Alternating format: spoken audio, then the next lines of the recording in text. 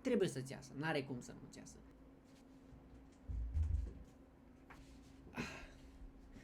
Te vă, bro, bine te-am găsit. Hai să dezbatem un subiect, un subiect important, un subiect greu, aș putea spune, și anume YouTube. E greu să te apuci de YouTube? Merită să te apuci de YouTube? Cum să te apuci de YouTube? Eu fac chestia asta de aproape un an de zile, zic cu tot ce am încercat, cu toate live-urile pe toate platformele, dar strict YouTube 6 luni de zile zic. Probabil am exagerat, dar cam 6 luni de zile și în astea 6 luni de zile am reușit să postez, nu știu, undeva la 300 de clipuri. Bine, undeva la 100 și ceva de clipuri normale și restul shorturi. Tot mult. Un volum foarte mare de videoclipuri care nu știu dacă am meritat atât de mult. Și aici este întrebarea, merită să mă apuc de YouTube sau nu merită să mă apuc de YouTube? Acum depinde. E ușor? Întreabă-mă. E ușor? Nu e. Adică nu e deloc ușor. Tot ce vedeți, toți oamenii pe care îi vedeți că au ajuns foarte, foarte sus undeva pe aici, au luat-o de jos și e foarte frustrant când vezi că faci videoclipuri, te chinui, sunt bune, nu toate, multe dintre ele sunt bune, doar că nu ajung nicăieri. Te culci seara și vezi că ai, nu știu, 10 vizualizări, te trezești, ai 11. Bine că n-ai 9, ai 11, ok? Dar este foarte greu. Dar trebuie să nu te lași. Pur și simplu trebuie să nu te oprești. Cred în chestia asta de clădit, a clădi ceva. YouTube-ul nu e să zici că, bă, încerc foarte, foarte repede, gata, pun mâine primul videoclip, al doilea, al treilea, al 10-lea și o să rupă maxim o lună de zile. Nu e deloc așa, e foarte greu și gândiți-vă, e foarte greu să captezi atenția publicului. Trebuie să-l faci să se uite la tine, să-i placă să se uite la tine, trebuie să te axezi pe anumite trenduri. Nu poți să faci chiar ce vrei tu pentru că nu o să se uite lumea. Am decis să fac videoclipul ăsta pentru că știu că sunt mulți în situația mea sau mulți care vor să facă chestia asta. Bă, e greu. Adică trebuie să... E foarte frumos. Nu zic, e foarte frumos. Îmi place foarte mult acum să editez. Nu credeam că o să pot să editez vreodată. La început tovarășul meu edita videoclipurile. Ulterior, el nu mai are timp și am început eu să le editez. Îmi place foarte mult, doar că totodată îți ocupă foarte, foarte mult timp. Adică nu e ceva ce zici că hai să editezi și eu videoclipul ăsta în jumătate de oră, e gata. Videoclipurile sunt foarte, foarte costisitoare ca și timp, mai ales la început, în cazul meu cel puțin. Noi nu, și majoritatea celor de la început, nu avem un buget pentru un editor, pentru un scripter, pentru un PR, manager sau mai știu eu ce. Pur și simplu o să faci tu totul de la zero. Adică, practic, canalul tău de YouTube este One eternity later. Este emisiunea ta pe care tu ești stăpân pe absolut orice, totul este de la zero, nimeni nu zice să Face aia, cum să face aia, cum să face aia, cum să face aia. Pur și simplu totul este creativitatea ta, totul este ce vrei tu să faci. E greu, adică sunt foarte multe zile în care nu ai chef sau pur și simplu nu știi ce să faci, nu se mai întâmplă nimic, nu știi ce să faci, pur și simplu nu ai idei. Se întâmplă. S-a întâmplat de foarte multe ori. Gândiți-vă, am filmat efectiv 4 sau 5 luni de zile făcând și live-uri în paralel.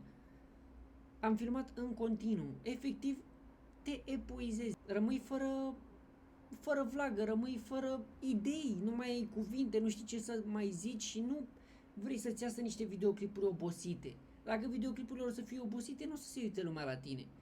Și nu știi, eu merg pe premisa, nu știi cum e videoclipul ăla care, bă, ăla o să ajungă la multă lume, dar în realitate, dacă tu ești obosit în continuu, videoclipul ăla nu are cum să ajungă la multă lume. Adică, da, e un algoritm, da, este și puțin noroc aici, dar este foarte, foarte multă muncă. La toți pe care îi vedeți sunt foarte multe, nu că ore, nu că zeci de ore, sunt mii de ore de editat, mii de ore de făcut chestia asta. Nu este deloc ușor să ajungi sus. Adică când îi vezi pe toți pare că este foarte simplu, dar de fapt în spate sunt foarte multe chestii grele pe care nu poți să le faci atât de ușor de unul singur, cum ar fi și chestia asta cu editatul de care v-am zis. Este greu să o faci și este greu să faci în așa fel încât să-ți placă ție, în primul rând, cel puțin în cazul meu este foarte greu să-mi placă mie videoclipul, majoritatea videoclipurilor nu mă mai uit la ele după ce sunt finalizate, nu simt că îmi plac atât de mult încât să mă uit la ele.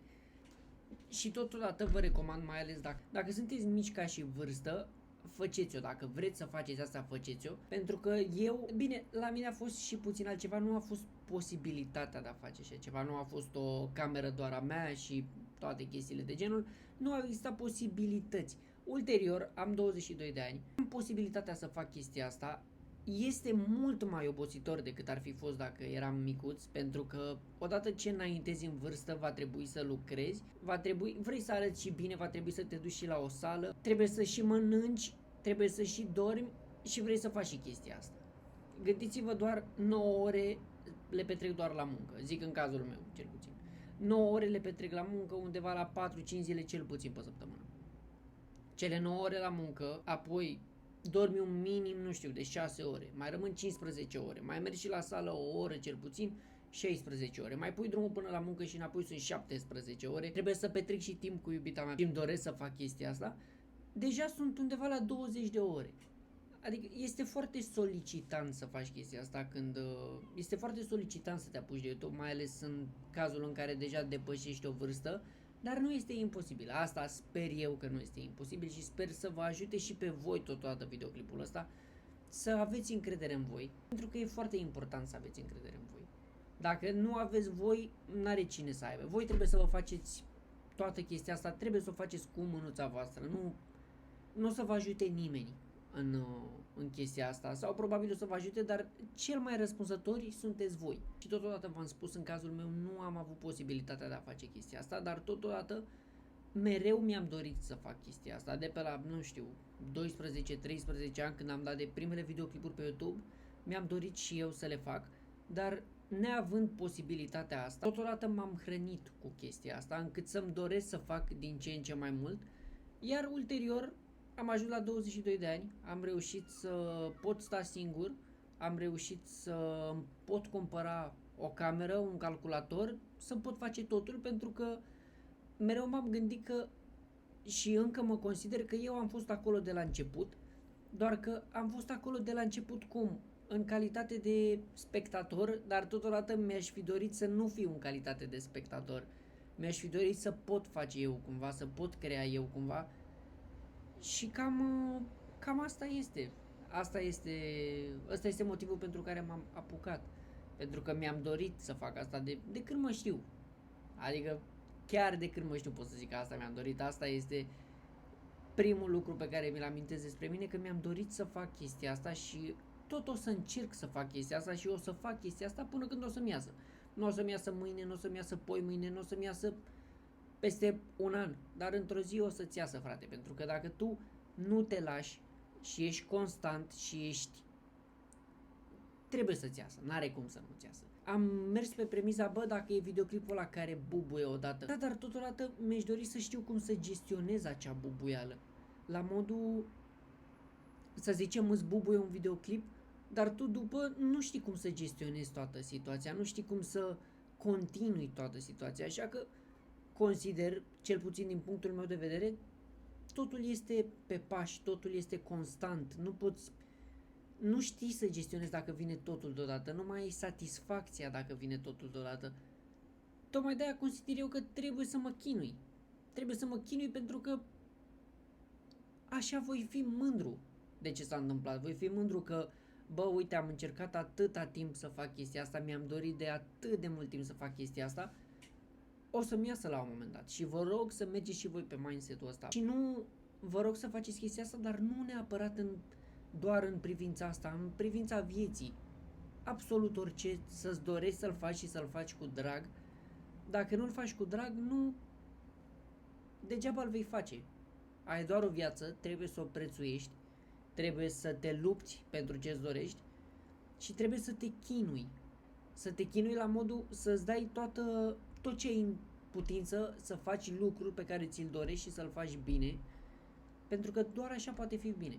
Dacă tu nu-ți dai toată silința asupra oricărui lucru, nu va ieși bine, sau dacă va ieși bine, nu ți-l vei dori atât de mult, trebuie să-ți dorești lucrul ăla.